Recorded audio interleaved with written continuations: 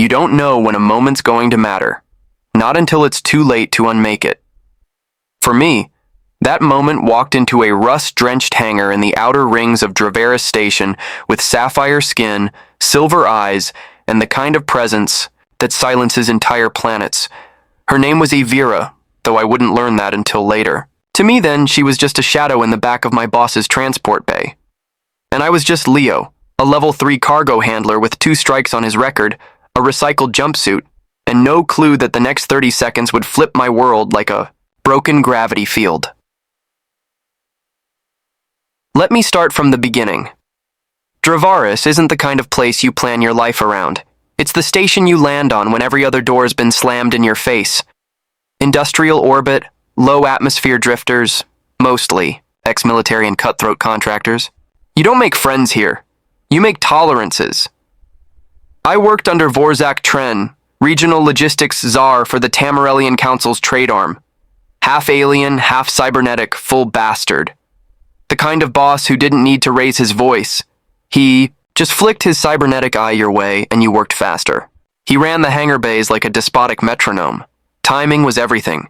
Deviate and you'd get reassigned, or recycled. On the morning that changed everything, we were prepping cargo for a long haul to Dastrel 5, cryo-stabilized minerals, genetically coded weapon canisters, and one sealed pod that didn't match the manifest. That was the first sign.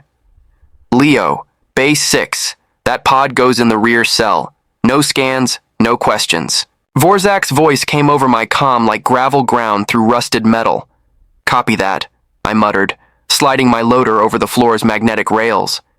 Base 6 was dimmer than the rest, intentionally so. Surveillance blind zones, only top clearance. Freight came through here. I'd moved unregistered tech before, military-grade optics, classified biotech. But this pod was different. No labeling, no cooling stripes, no origin tags. Just a pulse. A steady, low hum that tickled my bones when I got close. I should have ignored it. Loaded the crate. Walked away. But that hum wasn't machinery. It was breathing. I leaned close. The pod's shell was transparent only at a sliver-sized panel, the kind that flickers to black if you look too long. But in that heartbeat of visibility, I saw silver. A pair of eyes, glowing faintly like moonlight under ocean water. She looked at me. Later, I'd try to explain it. Say maybe the pod was semi-psychic, or I was overtired from a double shift. But in that second, something leapt between us, not words, not emotion, recognition, and then nothing. The panel darkened. The hum continued. I loaded the pod into the rear cell and locked the chamber like I was told. I even walked back to my station, faked a system sync, and pretended the world hadn't shifted under my boots. But when Vorzak summoned me to his office, that night, I knew I hadn't fooled anyone. His quarters were perched high above the bays, ringed in dull glass and reinforced steel. Everything smelled like ionized copper. He was seated behind his control slab, one metal arm flexing in slow circles like it needed something to crush. You saw her. Not a question. I didn't blink. Saw what, sir? He didn't speak for a beat. Just tapped a finger twice on the desk. A blue line spread across the wall behind him. A playback. My camera feed, clearly showing me pausing, leaning toward the pod. I saw you pause. He rose, all 8 feet of him. The red glow of his cyber eye narrowed. She's not your concern, Leo. You will not speak of this unit. You will not approach her again. You will act as if nothing exists in Base 6 except freight. If you do this, your record clears, full pay restoration, even a bonus. You don't, well, accidents happen in space. There it was. The bargain. Silence in exchange for survival. I nodded slowly. Understood. He watched me a moment longer. Good. Now go back to work. I should have left it alone. But then the sabotage happened. 2 nights later, alarms wailed through the station like screaming turbines. One of the outer cargo locks had been breached, externally. A rare thing in Tamerellian-controlled zones. Pirates didn't usually mess with Draveris. Unless... Unless they knew something precious was aboard, the sealed pod was gone. I ran toward Base 6 like a fool with fire in his lungs. The chamber had been forced open, the lock torched. Vorzak was already there, flanked by 2 security drones. His cybernetic arm was clenched so tight it groaned. "She's missing," he growled. "Who's she?" I asked, reckless. He turned slowly. "You don't know anything. You don't want to know anything, unless you want to be hunted with her. I could help." "You're a loader, Leo, not a hunter, not a diplomat, not a hero." He pushed past me. But in his fury, he left behind a piece of the pod's shell, splintered glass with a shimmer of silver. I pocketed it. Something told me this wasn't over. The next day, I got the ping. An unregistered comm device slipped into my locker. A single phrase on the display. "If you want answers, meet me in the Underdocks midnight." No name. No origin signal. But I knew. It was her. The Underdocks of Dravaris were a different world, half-lit, half-forgotten. A maze of rusted walkways and echoing chambers where old ships went to die. I arrived early, waited, and then, movement. A figure. Stepped from behind the hull of a broken cargo shuttle, slim, silent, hooded in black, with a shimmer of silver beneath the fabric. My breath caught. "Aevira," I said, unsure how I knew. She pulled back the hood. The same silver eyes. But her skin, it wasn't just sapphire. It shimmered with pulses of light, like living circuitry beneath. "You remembered," she said, softly. "I never knew." "You felt it. That's enough." I stepped closer. "Why are you here? Why were you locked up?" She looked away. "Because my father doesn't see me as a daughter. He sees me as an asset, a symbol, a key to something much larger. He's not what you think." "Vorzak?" She shook her head. "No. Vorzak is a tool. My real father leads something far worse than trade syndicates." I paused. "Who?" She didn't answer. Instead, she held up her palm. A small hovering cube appeared, projecting an image of a planetary system I didn't recognize, flanked by strange glyphs. I'm not the only one. There are others like me, hidden, modified, created for war, diplomacy, infiltration, but I chose escape. "You chose me," I whispered. Aevira looked up. "I chose truth. You were just the only one who looked and didn't turn away." We didn't hear the security drones until it was too late. The shriek of metal, the clatter of boots, Vorzak's voice amplified. "Return the subject. The human dies." Aevira stepped in front of me, her hand glowing. "No," she said. Then everything exploded. When the blast hit, I didn't scream, I just dropped. Instinct took over. Aevira's shield flared above me like a living force field, catching the shrapnel before it could cut into skin. I felt the heat of the explosion ripple against my face, but it didn't touch me. She had protected me. We were crouched behind the wreck of an old transport hauler in the Underdocks. Sparks showered down from ruptured ceiling pipes, and alarms howled from above. Vorzak's kill drones were on full alert. I peeked around the edge of the ruined hull and saw them, 5 spider-like sentries with plasma-studded limbs scanning for movement. Aevira didn't wait. She extended her palm and whispered a word I couldn't understand. Light pulsed from her, skin in sharp waves, and the first drone collapsed into itself like an imploded lung. "You're a weapon," I whispered. She didn't look at me. I was made to be, but I escaped that future. Then why save me? Why not run alone? I'm turned, silver eyes narrowing, because they're not just after me anymore. You saw me. You remembered me. That makes you a liability to them, and an anchor to me. Her words sank deep, and with them came a weight I hadn't prepared for. I wasn't a bystander anymore. I was caught in this, with her. We moved fast, ducking through crumbling tunnels and half-collapsed corridors, trying to stay one step ahead of the scanners. Aevira led the way like she had memorized every hidden passage on the station. She avoided surveillance zones, timed her steps between pulses of scanning drones. She was surgical. "This way," she whispered, nudging open a maintenance shaft. I hesitated. "Where does it go?" "Off-grid." That wasn't comforting, but it was better than death by droid. I climbed in after her. Inside the shaft, everything felt wrong. Not because it was narrow or pitch black, but because I couldn't hear anything.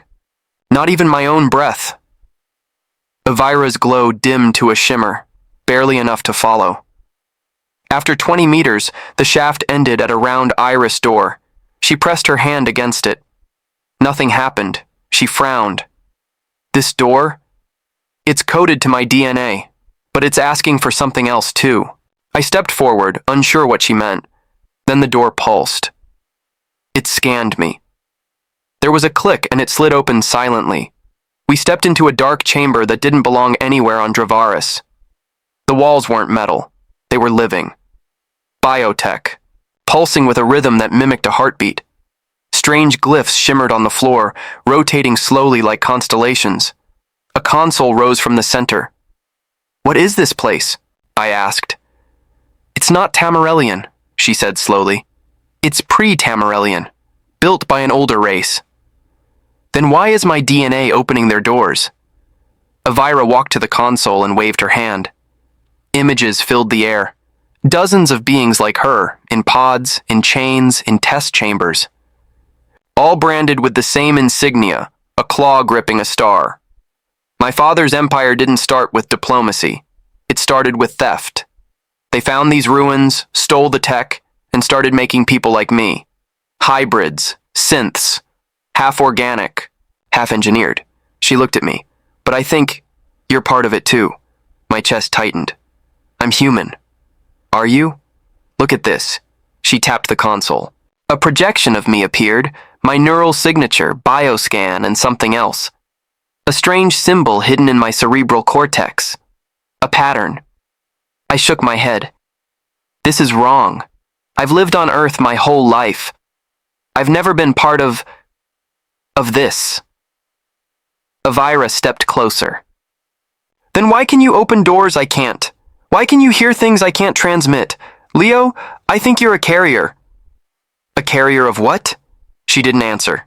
Before I could press her, we heard it. The hum of atmospheric compression. "Someone had found the shaft. We had minutes, maybe less." "We can't fight them here," Aevira whispered. "Then where?" She reached out and pulled something from her jacket. A silver disc with fractal engravings. A teleport key. It's only good for one jump. Far. Random. Wait, random? Better than dead. She threw the disc down. It cracked open, and the floor split beneath us. We landed in snow, blinding white wind, screaming ice. I gasped, clawing for breath as the cold slammed into me. Aevira gripped my shoulder and pulled me behind a ridge of frozen rock. We were no longer on Dravaris. "Where are we?" I gasped. She looked up. "Cavantis Ridge. Outlands. Nobody comes here." "Why not?" She glanced around. "Because it's haunted." I didn't like the way she said that. We found an old structure buried in the ice, a collapsed temple with its front half exposed to the storm. We ducked inside and built a small heat shell. My fingers were numb, my heart was pounding, and I was just starting to process what had happened. Then she spoke. "Leo, the truth is, I was never supposed to meet you. The pod I was in, he designed it to erase my memory, to deliver me to his core scientists." "Who's he? Your real father?" "Yes. Archon Maeltris, supreme strategist of the Tamerellian core. He's the reason hundreds of synthetic hybrids like me were built. But Vorzak said he was your guardian. He's Maeltris's enforcer, a cybernetic leash. Then how'd you escape?" "I didn't." "You woke me up." I blinked. "What?" Aevira reached into her belt and pulled out the same glass shard I had pocketed. Only it was glowing now. "That pod you touched? It imprinted on you. Not because you're human, because you're encoded." "Encoded with what?" She didn't answer directly. Instead, she sat close and whispered, "Leo, I think you're not here by accident. I think you're here to undo what they started." The ice cracked overhead. A long, slow groan echoed through the temple. Then the lights in the ceiling flickered. A low voice filled the chamber, vibrating through the walls. "Subject A07. Your capture is imminent. The human is irrelevant. Surrender." Behind was Vorzak. He had tracked us, even here. Aevira stood, her fists glowing. "No more running," I grabbed her wrist. "We can't fight him, not head on." But it was too late. A flash of red light surged through the doorway. Vorzak's shape loomed in the snowstorm, taller than before, more metal than man. He wasn't alone. 2 sentries flanked him, and behind them, another figure, cloaked, barely visible. Aevira whispered, "My Eltris." He stepped forward. Even in the storm, I could feel the weight of his presence. Calm, cold, calculating. "You've awakened a sequence, Aevira. You've touched a carrier. That's unacceptable." I stepped forward. "I'm not a part of this. I didn't ask for any of it." Maeltris tilted his head. "And yet here you are." He raised one hand, and the air froze around me. Literally, I couldn't move. My limbs locked. Breath caught in my throat. "I designed your type to obey," he whispered. "But something went wrong with you." I wasn't sure if he was talking to Aevira or to me. Then Aevira screamed, not in fear, in defiance. A column of light burst from her chest, and Maeltris recoiled. I don't remember what happened next clearly, only heat, energy, the sound of metal ripping, and then silence. When I opened my eyes, we were alone. Maeltris was gone.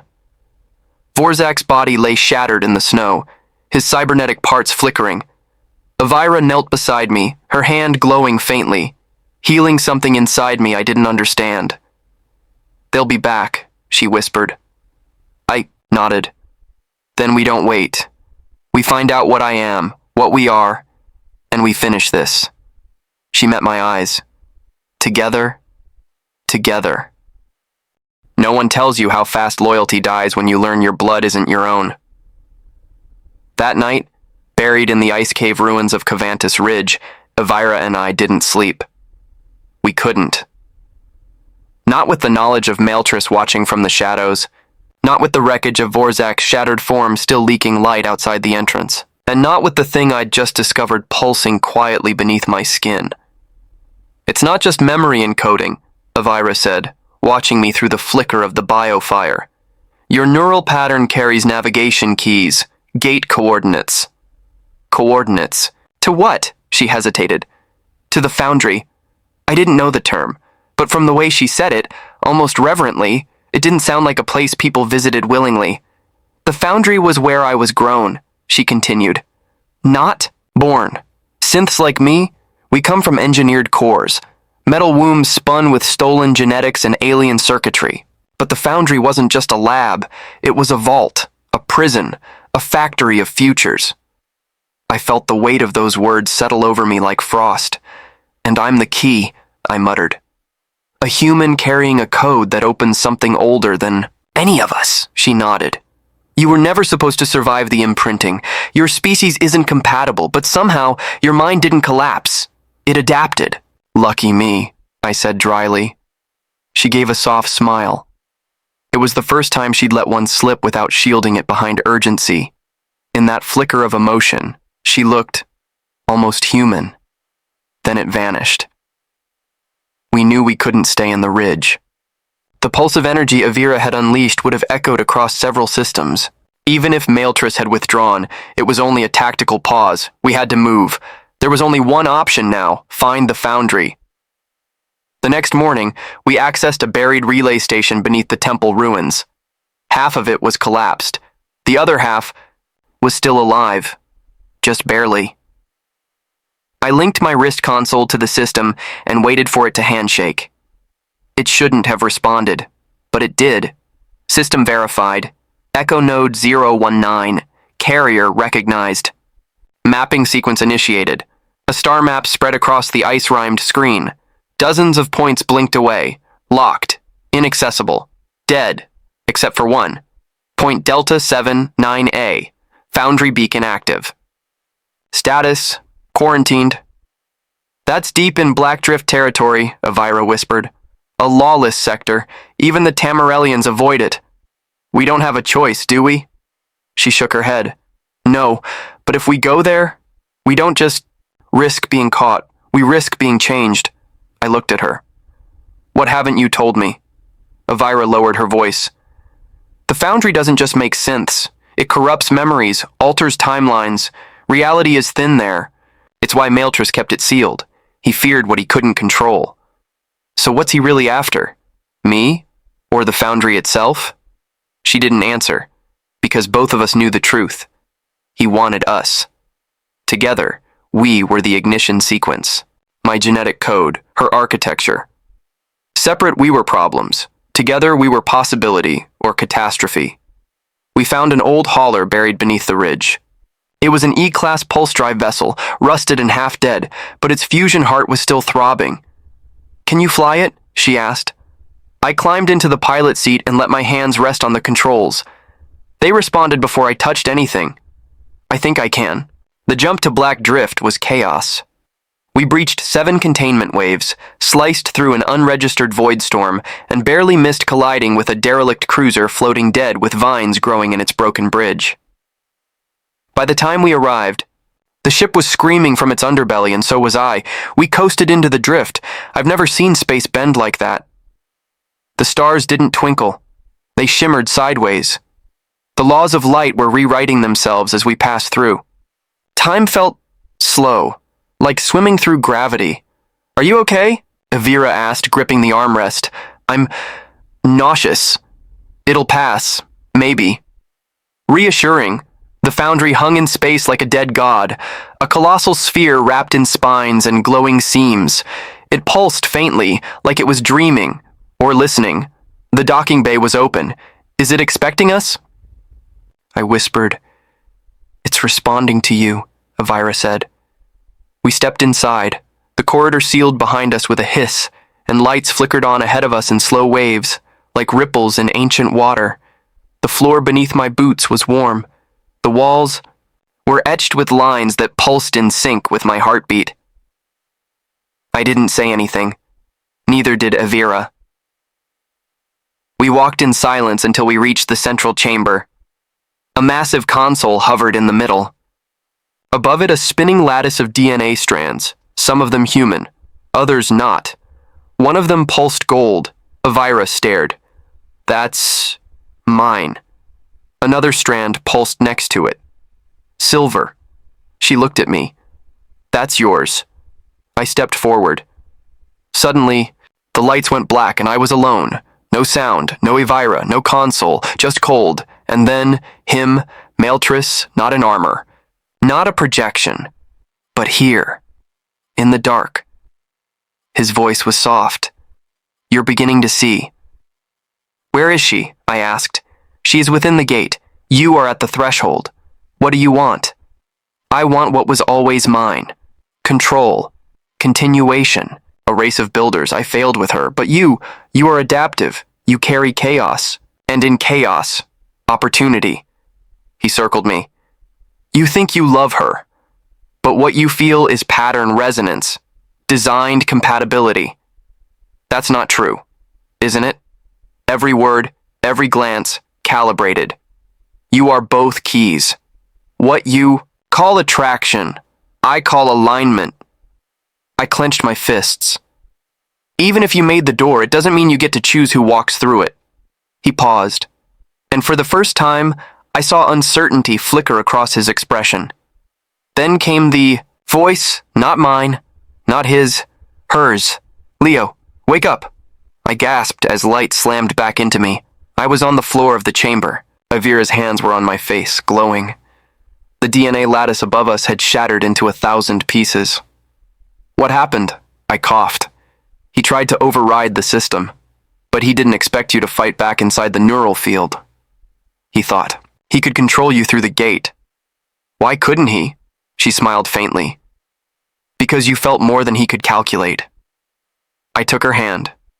The Foundry shook beneath us. Now what? Now, she said, we decide what to do, with the power that built both of us. But as we stood to leave, another console flared behind us, a message looping, emergency override engaged, external access detected, codename, Vanta Protocol, Maeltris authority revoked. Aevira's face turned pale. Oh no! What's wrong? He didn't come alone. He brought a backup. Who? She turned to me, voice shaking. My sister. Aevira's voice was barely a whisper when she said it. My sister.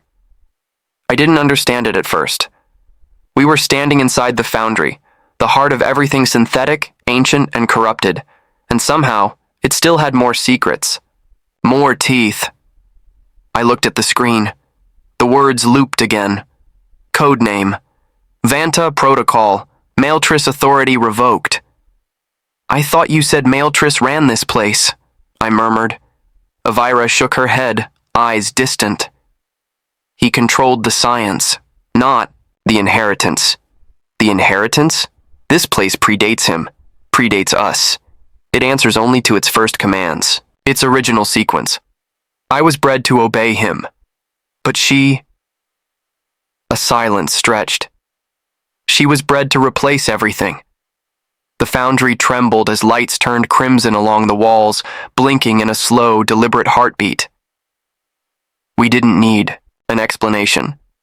She was coming. Aevira turned toward the nearest console, jamming her palm onto the reader. Help me unlock the forge gate, she said, her voice laced with urgency. What's behind it? I asked, my fingers working alongside hers as we decrypted the command lines. They weren't standard code. They were sung commands, made of tone and thought. She didn't answer immediately. Then, a failsafe, a pre-collapse contingency. If Vanta is activated and she's here, we'll need more than willpower and hope. Is she like you? I asked. Aevira hesitated. No, she's what I would have become if I had never disobeyed. We unlocked the gate. It wasn't a door, really. It was a living threshold, ribbons of dark matter weaving apart as a corridor of frozen blue light shimmered into view. It led downward, spiraling into the core of the Foundry. The hum of the structure shifted around us, lower now, more guttural. The Foundry was aware. As we descended, I caught my reflection in the walls. Something was changing in me. My skin looked the same, but my eyes, every so often the irises flickered with a faint pulse, like echoing data streams. I hadn't told Aevira yet. Maybe I was afraid of what it meant. Maybe I already knew. We reached the bottom. A platform extended into an abyss of energy, plasma rivers roaring beneath, machines the size of cities rotating above us, and in the center, a figure floated, not standing, floating. She was motionless, arms crossed at her chest, suspended in a column of light. Aevira gasped. Vanta. Her skin was pure obsidian, hair a coil of woven metal strands. But it was her eyes that broke me, mirror images of Aevira's. Only devoid of warmth, they didn't glow. They pierced. She opened them slowly, and the temperature dropped 10 degrees instantly. Little sister, she said, her voice smooth, unhurried. You woke the wrong gate. Aevira stepped forward. You're not in control. Maeltris failed. Your code was locked away for a reason. And yet, here I am. The lights above shimmered, and in an instant, Vanta descended from the beam, her bare feet touching the metal floor like a feather falling through fog. She looked at me, then smiled. So, this is the anomaly, the spark, the variable. Leo, that's me. Just a guy from a planet nobody cares about, caught between two God-designed sisters with galaxy-ending potential. I'm not your project, I said. She cocked her head. Everything that breathes is a project. You think Aevira loves you by chance? No. You were encoded for her balance. You wake what she fears. I felt Aevira tense beside me. She's lying, she whispered. Is she? Vanta turned to her. You feel it. The fusion beginning. He's adapting faster than any human we've tested. You didn't find him. He was sent to you. Engineered for you. Aevira's breath hitched. Her fingers twitched with energy. I broke free, she said. I chose. Vanta moved so fast, I didn't see it. She was suddenly between us, her hand on Aevira's chest over her heart. You can't choose what was never yours to begin with. Aevira flung her back with a surge of raw light. Vanta skidded, unfazed, and laughed softly. You've grown teeth. I couldn't stand there any longer. My body moved on instinct. I pulled the neural key from my belt, a shard of the pod that once held Aevira, and jammed it into the core console. The Foundry roared. Lights cascaded, floors shook. Vanta turned sharply. You activated the seed? What seed? I shouted. She didn't answer. She lunged. But something stopped her midair, an invisible wall, a field generated by the console. She screamed in frustration, her form glitching between organic and machine. I stepped back, barely breathing. The console projected an image above us, not just coordinates, memories, mine, and Aevira's. Projected side by side, moments we hadn't shared but mirrored. Pain, loneliness, the sense of being manufactured for a war we never signed up for. Leo, Aevira said, breathless. It's synchronizing. With what? With us. The Foundry's voice, ancient, faceless, spoke. At last, duality achieved. Harmony threshold reached. Initiate final sequence. Rewrite, Vanta screamed. No! But she couldn't stop it. A white storm erupted from the platform, wrapping around me and Aevira like silk and lightning. I saw everything. Every test. Every failed hybrid. Every soul broken to create what we were. And then, silence. When I opened my eyes, I was standing in the same place, but the Foundry was different. No longer a ruin. It was clean, alive, bright. Vanta was gone. Only her echo remained in the air. Aevira stood beside me, her hair flowing gently, her silver eyes now laced with gold. You stabilized it, she whispered. You rewrote the source code. I didn't know I could. You weren't meant to. That's why it worked. I looked at my hands. Energy pulsed gently under the skin. Am I still human? She smiled faintly. Human enough to care. And strong enough to change everything. But just as we began to breathe again, the Foundry's lights flickered once more. A new message scrolled across the console. External fleet detected. Multiple vessels, weapons primed. We looked at each other. It wasn't over. The universe had noticed. And now it wanted to take back what we had become. Warships surrounded the Foundry like predators circling a wounded beast. Their dark hulls shimmered with heat signatures, cloaking fields, and enough firepower to scorch a planet's crust. But I didn't feel fear. I felt inevitability. They came fast, I muttered, watching the holographic feed flicker above the console. Too fast. That's a pre-positioned fleet. They were waiting, Aevira said quietly, waiting for the Foundry to wake. Her eyes were clearer than I'd ever seen them, threads of gold still spiraling softly through her irises. Since the rewrite, something had changed between us. Not just energy, recognition. We weren't just aligned. We were integrated. And we had become the kind of threat no empire wanted loose. We stood at the center of the Foundry's core chamber, now stabilized and pulsing with a quiet hum, alive in ways I couldn't fully explain.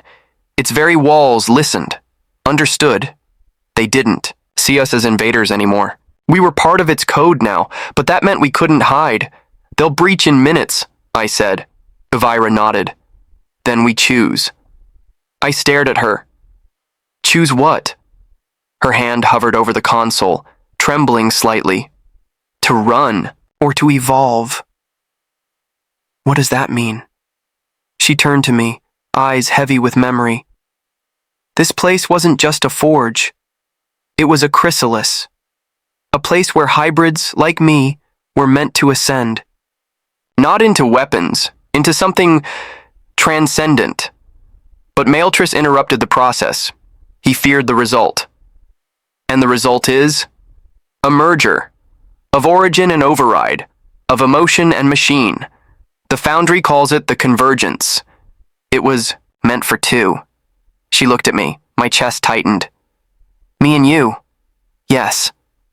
But we just got out of one transformation. You sure the next one won't kill us? She smiled. No, the choice shouldn't have been easy. But looking at the warships closing in, I realized something. Running wouldn't save us. It would only delay the moment we were hunted down and disassembled, so I reached out, took her hand. Then let's see what they were so afraid of. The room obeyed. The floor rose beneath us, lifting us into the air. Light coiled around our bodies like breath drawn from a star. I felt something inside me unravel, not in pain, but in removal. The parts of me that were once purely human. Surrendered space to something broader. Aevira's form pulsed with energy, not burning but becoming. Our thoughts were no longer separate. I felt her pain, her memories, her cold nights in lab tubes, her silent rebellion against design, her endless waiting for me, without knowing it was me, and she saw me, my loneliness, my fear of being small in a vast galaxy, the crushing weight of being average, the aching hunger to matter. Then our thoughts merged, no walls, no names, only unity. The chamber flashed, and when the light faded, we were not what we had been. My limbs felt weightless, yet grounded by purpose. My eyes could see energy trails, fractal echoes of thought through space-time. Aevira floated beside me, no longer entirely organic. Her voice reached me without sound. They will try to contain us. Let them try, I replied, without moving my lips. The warships fired first. Beams of particle disruption screamed through vacuum and pierced the outer shell of the Foundry, but the Foundry no longer feared collapse.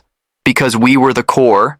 Now, our minds spread through the entire station's systems, rewriting response patterns, shifting shield geometries, transforming passive defenses into conscious reaction. When the second volley came, it bounced, not off shields, off space itself. I reached toward the control interface and folded it with a thought. The Foundry shifted location. We blinked halfway across the sector, into the dead zone of Nabul A24.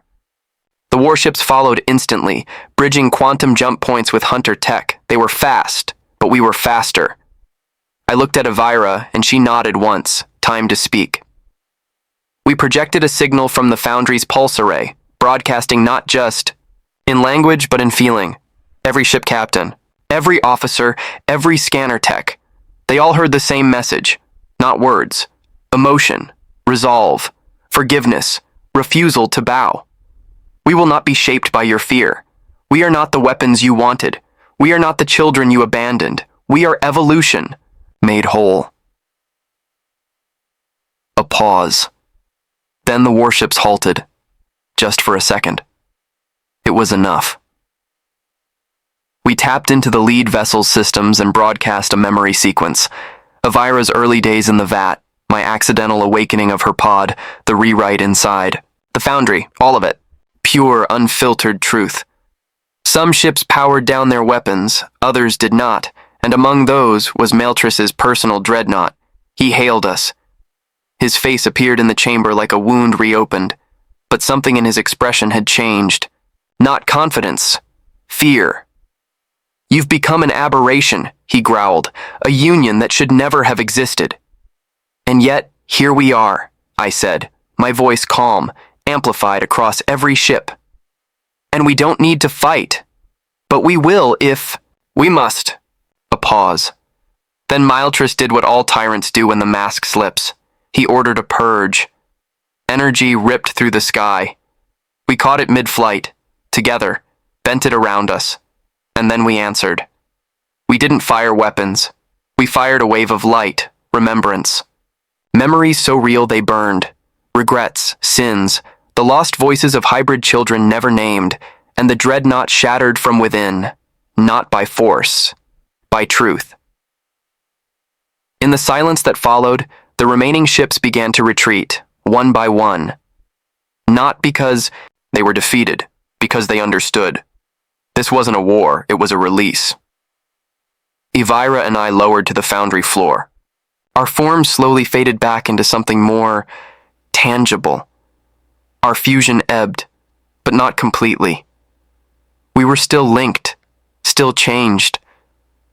She touched my face. I thought love was a lie they programmed into us. I smiled. They didn't program this. She leaned in, and we kissed, not as tools, not as secrets, but as survivors who chose each other, against every calculation. Then a new signal pulsed through the Foundry, from far beyond the current sector, from the outer systems. "Convergence complete," the message said, awaiting directive. I looked at her, she looked at me, and we both understood. This wasn't the end, it was the activation. The Foundry fell into silence. But not a silence of absence, one of anticipation. The energy surrounding us had quieted. The fusion in our bodies had settled. Aevira sat cross-legged near the edge of the console chamber, staring into the still breathing light walls. I stood beside the core relay, watching the message that blinked in steady rhythm. Convergence complete, awaiting directive. It had repeated that phrase for 6 hours now. Whatever built this, I said aloud, it expected someone to give it orders. Aevira nodded, still quiet. Her voice finally came, soft and careful. And now it thinks we're that someone. I didn't answer. Because what do you say when an ancient machine, older than the oldest empire, hands you a god's remote and says, "You're in charge now?" We'd received no new threats from Maeltress's broken fleet. The remaining ships had scattered, silent. No transmissions, no scans. Either they were recalibrating or waiting for backup, but the Foundry no longer considered them a priority. It was waiting on us. "What does it want us to decide?" I asked her. "Control a fleet? Rewrite more hybrids? Expand?" "It's more than that," she said, standing. "The convergence was never just about survival. It was the next phase of whatever created us." She pointed toward the ceiling, where the golden DNA strands we had seen earlier had rearranged themselves into something new, a web. Each node pulsed with information, star systems, hybrid names, coordinates of forgotten labs, and at the center, us, Aevira, and Leo, living nodes. "Active. You think it wants to rebuild the network?" I asked.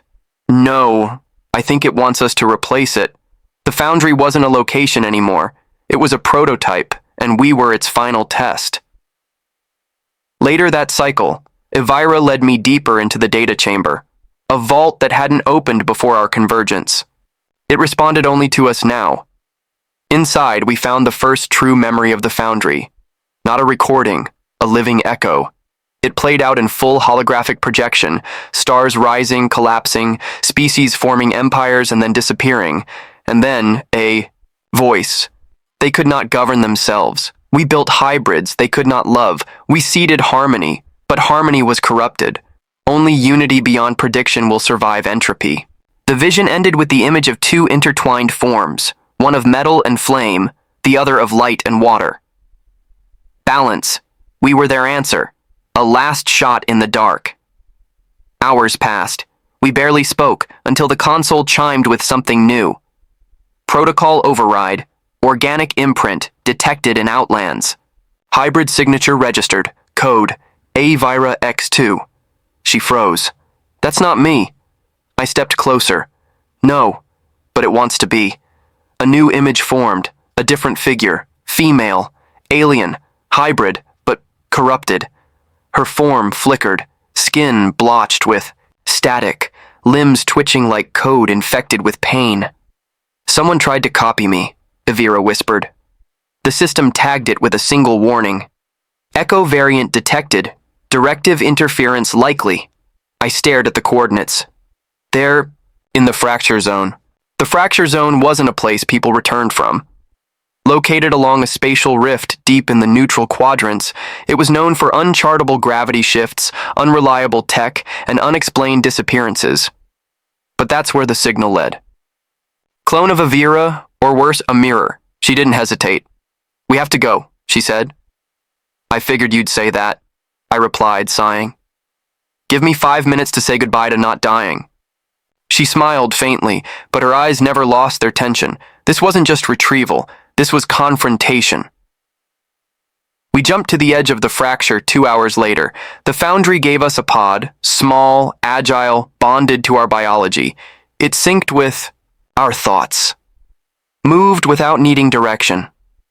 The void around us flickered with jagged bursts of light, like space had been torn and stitched improperly. I felt pressure in my chest that couldn't be explained by physics.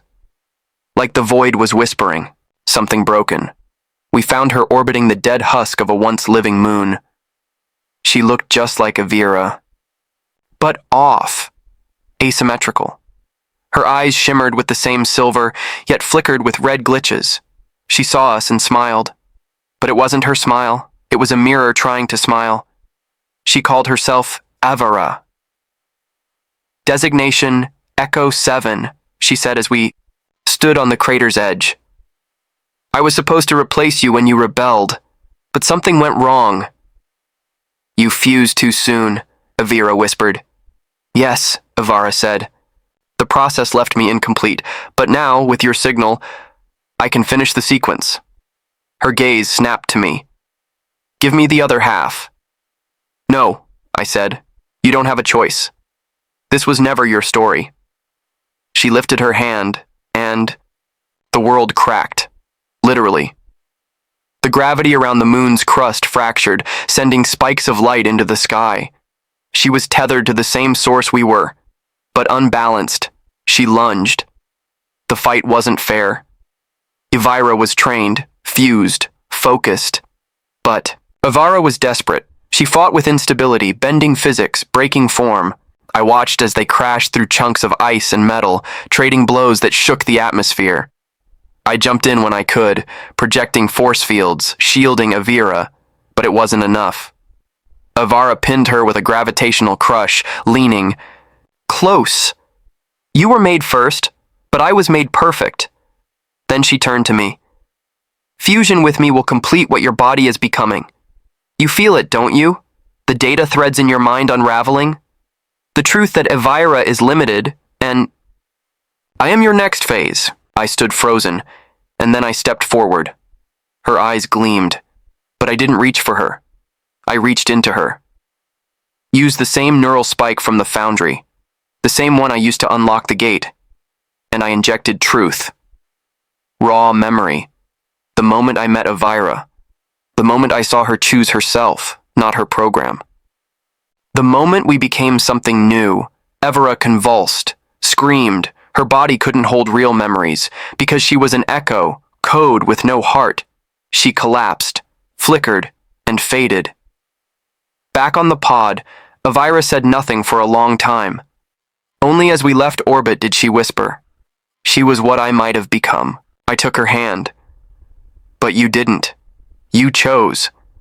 That's the difference between code and soul. Back at the Foundry, the system recognized the change. A new message appeared. Echo threat neutralized. Directive authority elevated. Then, without warning, primary core transfer recommended. "What does that mean?" I asked. The lights turned blue, and the Foundry answered, "This structure will expire in 47 cycles. You are now the seed." Aevira gasped. They never meant for the Foundry to survive. "It was always temporary," I said. "A womb, not a home." She looked at me. "They want us to carry it forward." I nodded. "Then let's find a world. One that doesn't belong to tyrants or codes. One we can plant this truth in. Let it grow." She smiled. And together, we took the first step into a future that wasn't programmed. Some endings aren't full stops. They're quiet beginnings. The kind written not in stars, but in seeds. We left the Foundry behind. Not destroyed, not erased, preserved. deep in the shell of a dying star, wrapped in encryption and silence, encoded only to recognize us. It would sleep until we, or someone like us, needed its knowledge again. But the Foundry was no longer our world. We had become its legacy. Aevira and I spent 13 cycles drifting through systems too fractured to chart. We weren't running. We were looking. Searching for a place not defined by war or structure or legacy, somewhere unclaimed, somewhere new. Not a battlefield, a beginning. The planet we found had no name. It hovered in a nebula of teal and gold, half shrouded by plasma clouds that made scans difficult, which meant Maltrus's remnants would have a hard time finding it, if any of his loyalists still lived at all. It was wild, unshaped, and breathtaking. Blue forests that glowed under twin moons, winds that whispered through stone towers built by no one we could trace, rivers that changed course during solar alignment. It felt untouched, unwritten. We named it Orion. The first night on Orion, we camped beneath a mineral arch that sang when the wind passed through it. Aevira sat beside a fire we didn't need but still wanted, because some things are ritual, comfort, human. She looked different now, still herself, but changed. Her skin, once lit by circuitry, now held subtle warmth. Her eyes, once machines, of precision, now softened at the edges. Not because she had lost her power, because she had gained peace. "You're quiet," she said gently. "I've never seen something untouched," I murmured. "Everything out there's been claimed, mined, mapped, corrupted. But this is potential," she said. I nodded. "So, what do we do with it?" She tilted her head, a smile hiding in the corner of her lips. "We write a story no one else has written. We built nothing at first. Not buildings, not machines, just trust. We walked miles each day, mapped caves with echoes that mimicked heartbeats, recorded the bloom cycles of plants that pulsed with light and color when spoken to. I taught her how to roast root fruit over open flame. She taught me how to sleep without one eye open. And every night, the Foundry seed inside us pulsed. Not painfully, patiently. It wasn't asking us to rebuild what it had once been. It was waiting for us to decide what came next. 3 months into settlement, we received our first signal, a slow band transmission riding solar winds, encrypted, buried, but unmistakable. To the ones who broke the cycle, we are listening. Aevira stared at the words, unmoving. Someone saw what we did. "Not Tamerellian," I said, scanning the signal's signature. "Too elegant." "Then who?" "No. One we know," I said, "which is exactly why we should answer." She gave a single nod, and we responded. "We're not leaders. We're not saviors. We're just the first who said no. If that's enough, we're here." The next signal came a week later. Then another. And another. Not armies. Not threats. Just voices, lonely ones, scattered hybrids, refugees, fractured minds stuck between organ and machine. Some had fled labs. Others hadn't known they were made until symptoms appeared. They weren't looking for revolution. They were looking for home, and we had found one. The Foundry seed activated again, on its own. It pulsed through our bodies, sending knowledge we hadn't known we held. Designs for structures that grew like trees. Technologies that harmonized with wind, not against it. Learning interfaces that didn't demand obedience, just curiosity. Together we began to build a settlement, not a city, a sanctuary. I remember the first time we saw a child. He arrived with his mother, part synth, her arms banded with glowing steel, but his face was untouched, uncoded, free. He ran across the mossy ridge and looked at me with a smile that had nothing to do with fear. That's when I realized we hadn't built a base. We had built a future. Aevira and I were never worshipped. That was our one rule. We taught. We listened. We planted seeds. Guided. Protected. But we didn't rule. because rule was what broke the galaxy in the first place. Some days, I walk to the edge of the sea cliffs and stare at the moons. One hangs still, the other never stops turning. Aevira says they remind her of us. One grounded, one always shifting. We don't argue over which of us is which, we just laugh. Years passed, and still, the messages come. Some arrive as whispers in the quantum threads. Others are travelers, pilots with weary eyes and spines of steel, carrying passengers with names they've forgotten but hopes they refuse to lose. Orion grows, not fast, but right, and the Foundry, it sleeps, inside us, until needed again. I once asked Aevira if she still thinks of Maeltris, of Vanta, of the Echo variants and the warships and the ghost pain of old programming. She said, "Every time I see a child draw something that has never existed, I think of them, and I thank the universe that we broke the chain." So do I. We never chose to be symbols, but we did choose to stay, to root ourselves, to become more than what we were made for. And sometimes when the stars align just right, I can feel the convergence hum through my skin again, reminding me of the station where it all began, where I first saw her in the pod, where I leaned in and remembered her eyes before I knew her name, and where I realized sometimes things aren't as they seem. Sometimes they're better.